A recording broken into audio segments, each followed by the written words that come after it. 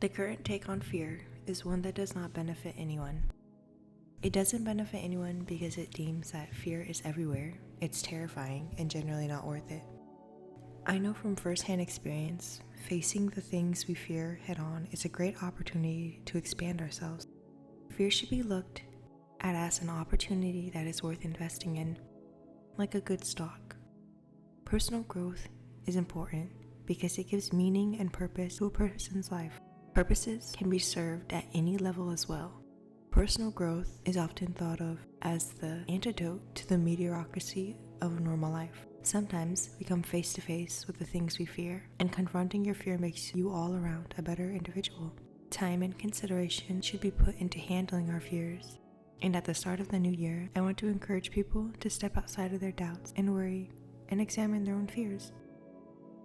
In this video, I want to talk about how to take fear and shape it into a beneficial experience. We all know the value in a hard-earned lesson. That is why it is important to face head-on the things that scare you. The lessons learned are going to give you rapid character growth. In self-help communities, from documentaries to books, fear and by extension, the idea of the ego are seen as bad. But I want to make an argument that without fear, we would never learn who and what we really are. Fear is probably the primary factor that has driven humanity to survive in the first place. Let's put it like this. We understand that the vibrational source of oneness is love. If the vibration of source is love, then the absence of love is fear. And to know what love really is, and to heighten our own understanding and desire for it, we have to know fear. This separation is the universal principle of contrast. To know something fully, to understand love, and to have a deeper connection with it, understanding what fear is a natural step that must be taken. Using fear as a tool to facilitate enlightenment is one way to climb the spiritual ladder, and it seems it is the only way. The only way to continuously expand our consciousness is to confront it. But there is no rush in doing all of this. Although it is good to confront your fears, it should be when you are willing and able, not because there is a spiritual social pressure to live up to. Allowing ourselves to face our fears head-on only serves to make us better people. This is why, as a culture, community, and on an individual level, we need to face fears and accurately assess situations. Fear should be looked at as a tool of awareness. It should be an alarm that rings in your head when you feel it, but not to be an alarm of danger. Instead, it should be an alarm to tell you that something is not right in your life. Fear is not an enemy, and it shouldn't have to be suspected at every corner. When you are scared of some event happening, you should look at it carefully because it is offering a lesson.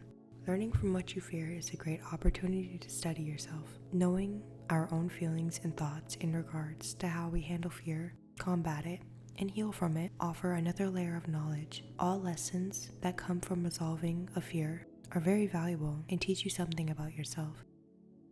Facing your fears, finally taking the step forward, and finally doing something about your life is fun. It's a fun responsibility to bear.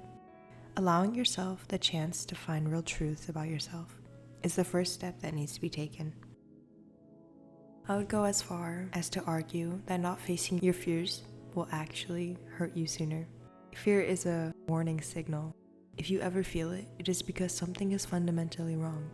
We spend too much time trying to minimize how we feel and think. Learning and understanding more about ourselves and what we can tolerate and can't tolerate allows us to live a balanced lifestyle. Mental health and physical health are tied into each other.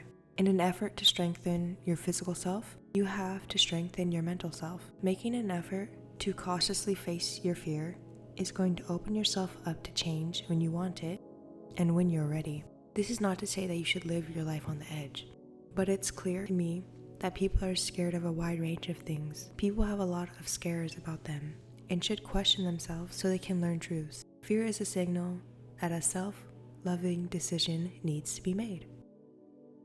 Examine your fears and make decisions after analyzing them. If you have a fear, simply being aware of it makes you fear it less. Understand what your fears are so you can understand who you are. There is no need to worry about what happens after facing your fear either. There is no right or wrong if you learn from your situation.